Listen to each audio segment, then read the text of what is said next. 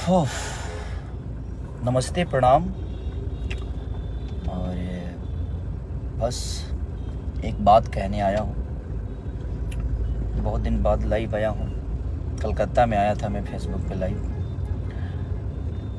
और ये मैं किसी गाने के लिए नहीं आया हूँ और ना ही किसी सिनेमा के लिए आया हूँ।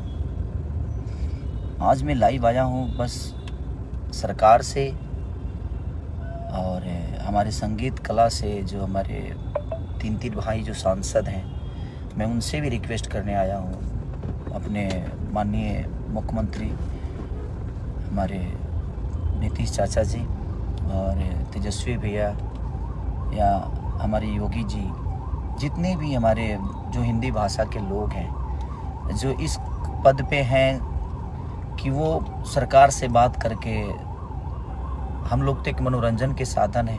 हाँ, जहाँ तक पैसे कौड़ी की बात है, अगर हमसे मदद वहाँ चाहिए तो उसके लिए हम हमेशा आजीवन खड़े रहेंगे।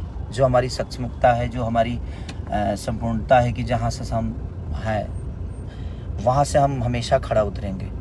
लेकिन जो तमिलनाडु में हमारे भाषा, हिंदी भाषा के लिए लोगों